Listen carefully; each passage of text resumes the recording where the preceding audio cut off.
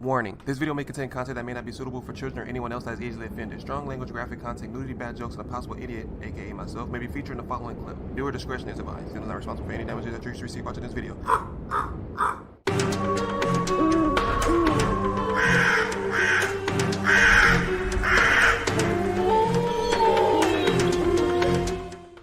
What's up, y'all? It's Zems, and welcome to Top 3 Videos with Disturbing Backstories Part 2. This video is by Mrballen. Make sure you guys swoop down to that description box and hit the link and go follow my boy Mrballen and watch the video in its entirety without me pausing and stopping through the whole thing. I know Slick BMX down in the comment section recommended me a video, but that video was like 40 minutes long, and with me reacting to it, it's probably gonna be an hour and some change, and I just finished a 12-hour shift, so I'll probably knock that out on Saturday. I seen your comment. I'm not passing it up and just put it away for another time because I still have to go and do homework and whatnot. So if you guys haven't already, be sure you hit that subscribe button, hit that like button, support your boy. But for now, let's get it.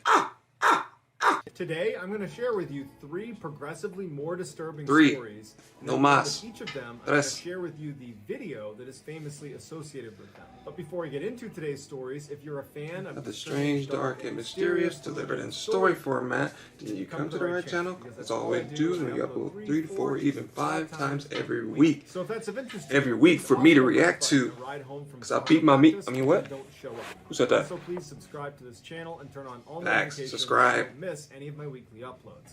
All right, let's. I don't feel like doing the Mrballen dance today.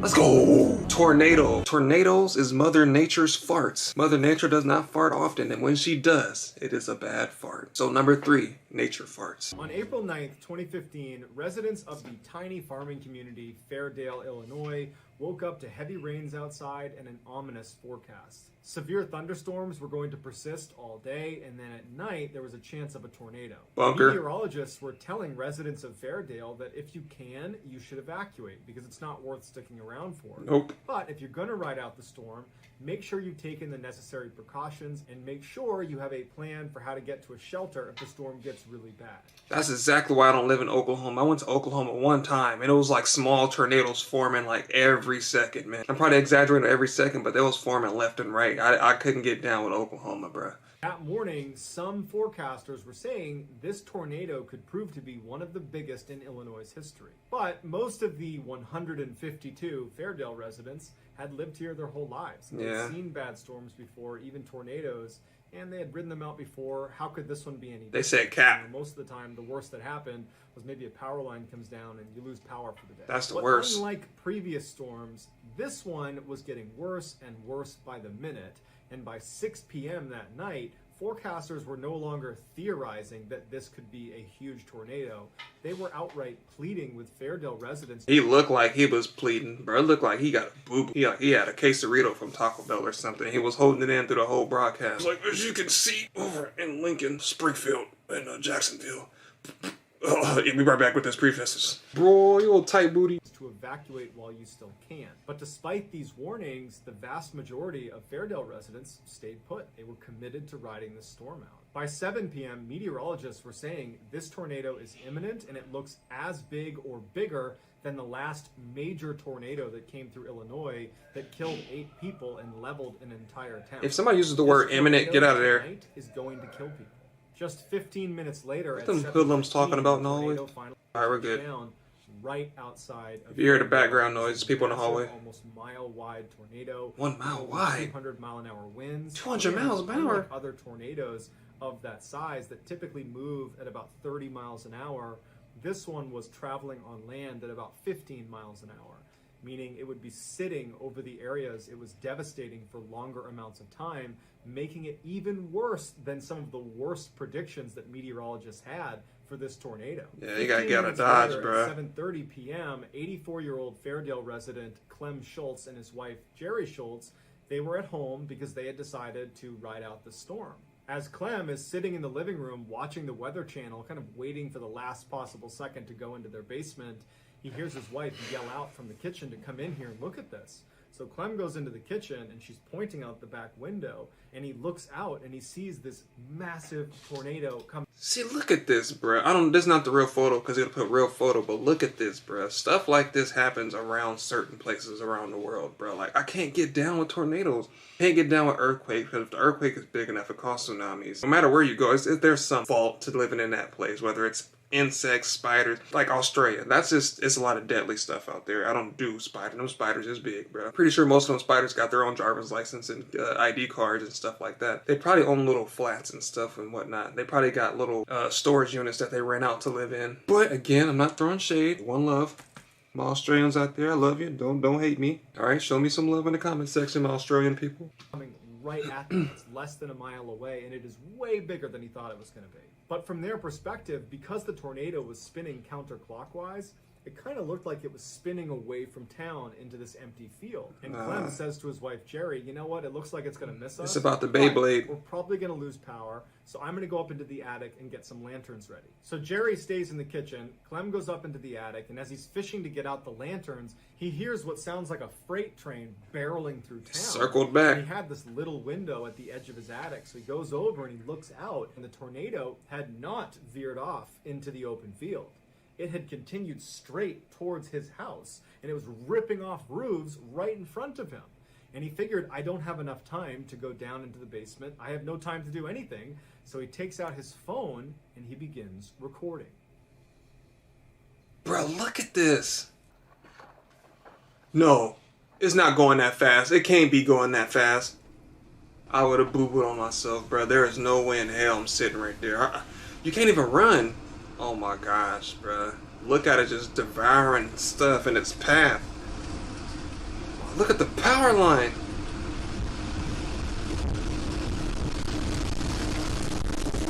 Clem's house, along with all the others in that video, collapsed. And initially, Clem thought he...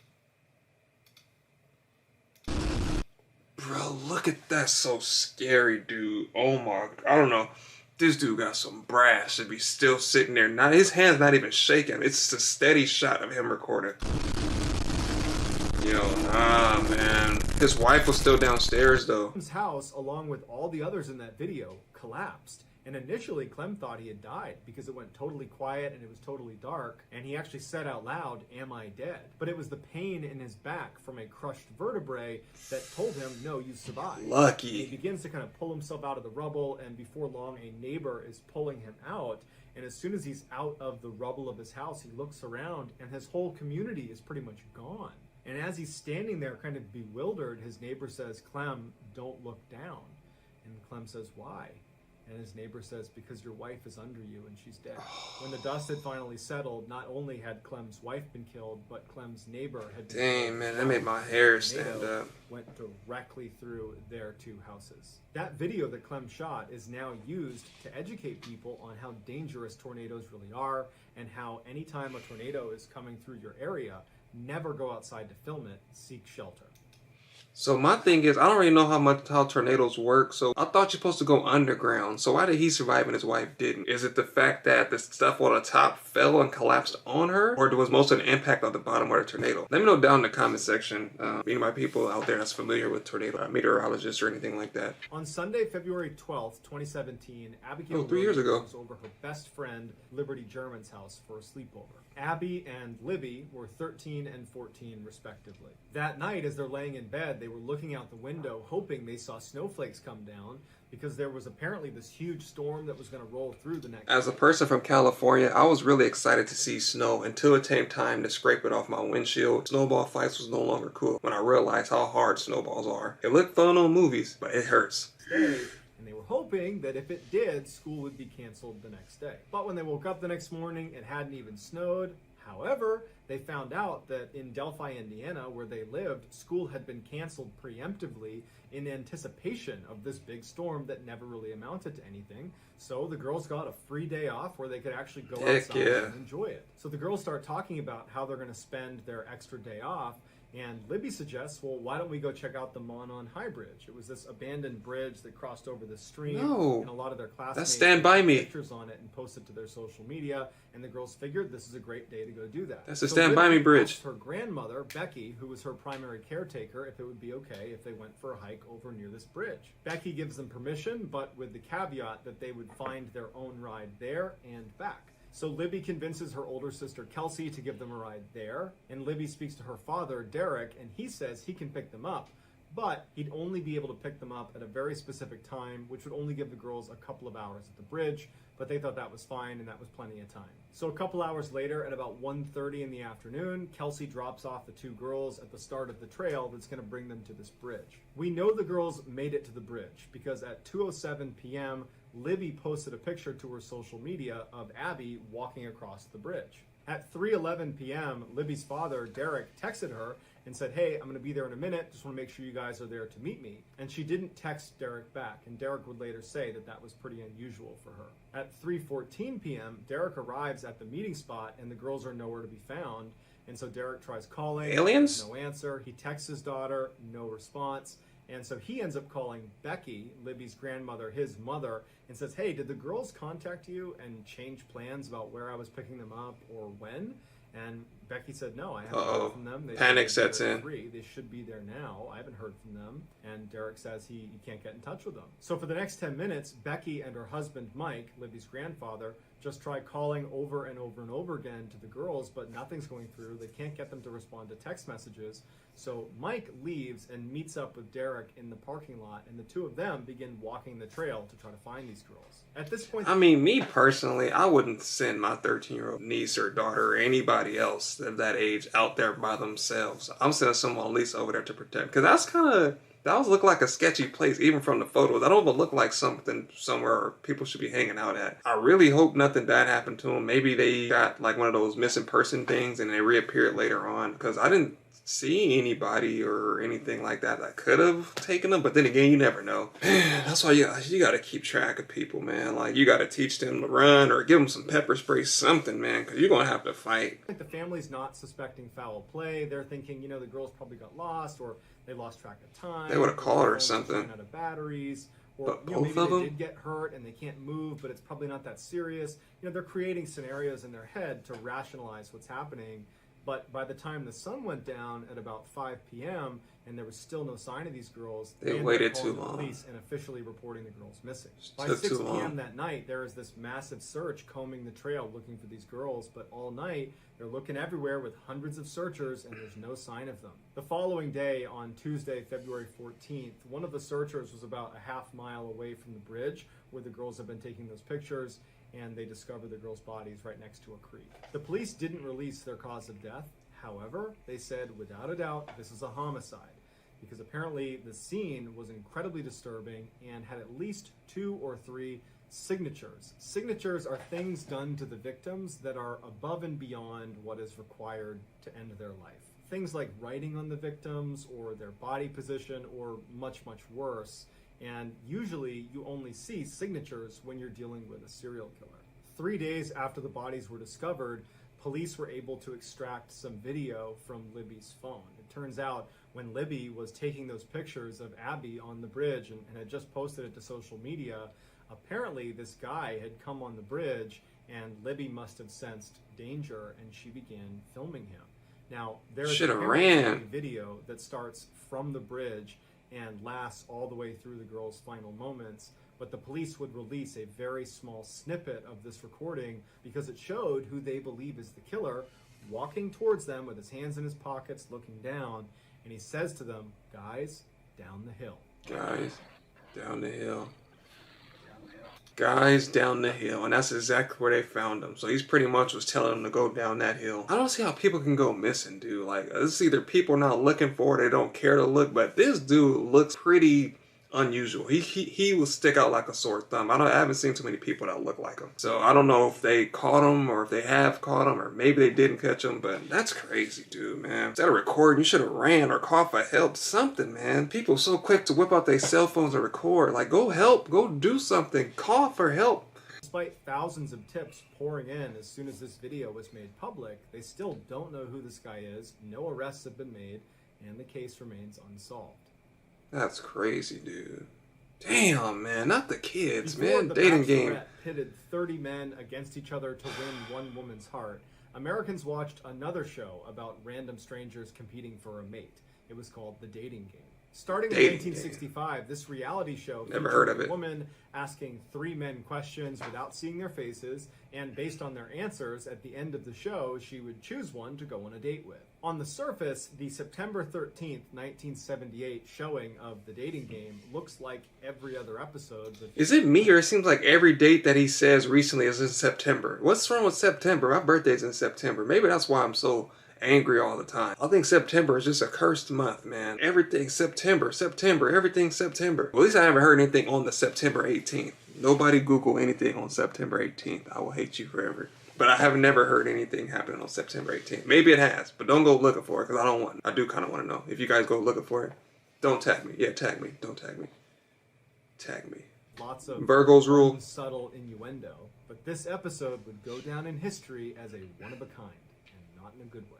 At the end of this particular show, it was time for the Bachelorette, Cheryl Shaw, to make her decision, and she would choose Bachelor number 1, who would turn out to be this tall, good-looking, long-haired guy whose name was Rodney. Rodney comes around the partition, and they see each other for the first time, and everybody laughs, and they hug, and the show looks like every other show, and on stage, Rodney looks like every other contestant that's ever been on the show. But after the show ended and Cheryl and Rodney went backstage and actually began having a real conversation that was not being filmed, Cheryl was a weirdo. Rodney completely changed. He became incredibly creepy and was saying things like, "I always get the girl." And then at some point he says, "Hey, you should come out with me tonight. It'll be a date you'll never forget." And she turns to him and just says, "No thanks." There you This go. turned out to be a really wise decision because Rodney was a horrible person. He said, Had "I'll always the show get the girl." done a background check on Rodney, they would have discovered that he assaulted an 8-year-old and went to jail for 3 years for it and was currently on parole. But even if they had... How do you miss something like that? You don't do background checks on the people you let on TV? This guy beat up 8-year-old. Oh, he's a perfect candidate. Yeah, but put him over there. Like, what? And dude, you cannot make this stuff up. This dude won. It's always the weird people that win. You gotta be careful, y'all. If this feels too good to be true, it probably is. It happens all the time. Like in the Medea movies, or like one of those movies like the love relationships, like it just feels so good, and then you just do one thing and that person just snaps and they do something that you just never seen before. Get out of there. Run for the hills. Whew. Jesus, that scared me. Ooh, somebody followed me on the giveaway. Oh my goodness, y'all. Boy, oh my god. I'm just gonna continue the video. Yo, whoever that was, best assassin, I appreciate that. Garrett Boy almost died. Done a background check on Rodney, the check would not have discovered what he did at night. Rodney was shamelessly cocky and self-confident, and unlike a lot of men, he had no issue walking right up to any woman anywhere and flirting with her. And he used that to his advantage. He would go up to women in bars and he would convince them that he was a fashion photographer and that they were so beautiful, would you come back to my apartment and do a photo shoot with me? And just like Cheryl... Does that even sound right? Hey, I'm a photographer, you know what I'm saying? I don't have my own studio. I don't have an auditorium or anything like that to take your pictures, but you can come over to my sketchy apartment and I can take your photos there.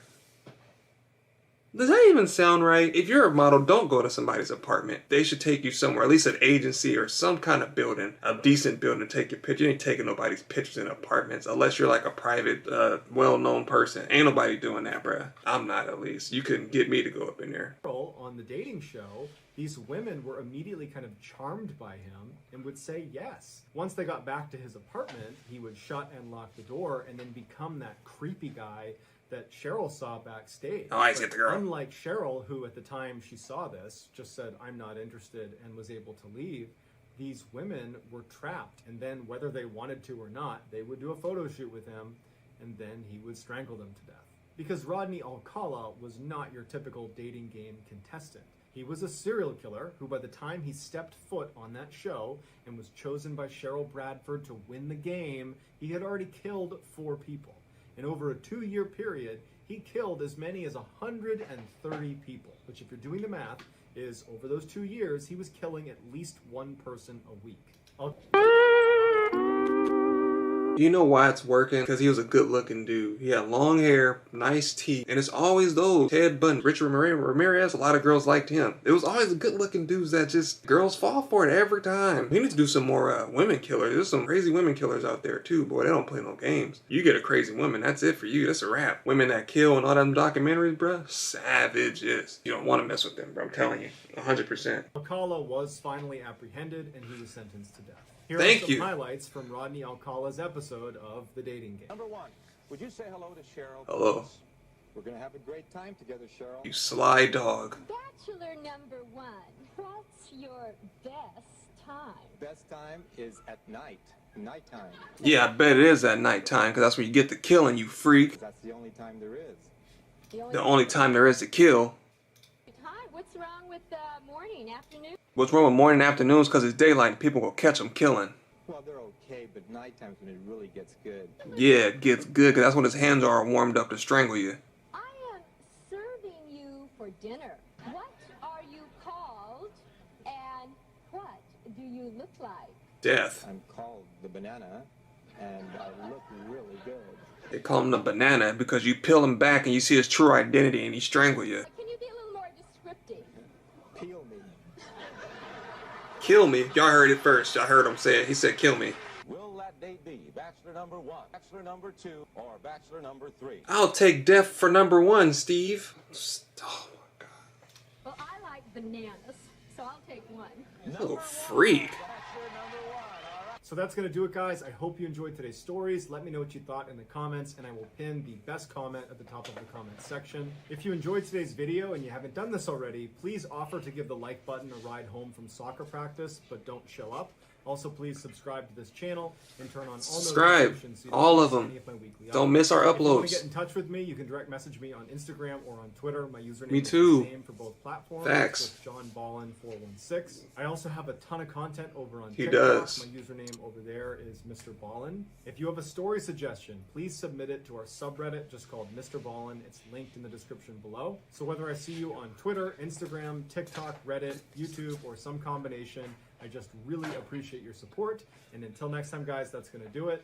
See ya. That was insane, bro. They call him Mr. Ballin' because he's flossing on you this often. Don't do no. I answered all his questions for him because I knew his intentions were, bro. That's why we be trying to tell you, ladies, all these dudes are not what they seem to be. Y'all don't listen to us. They some dogs, bro.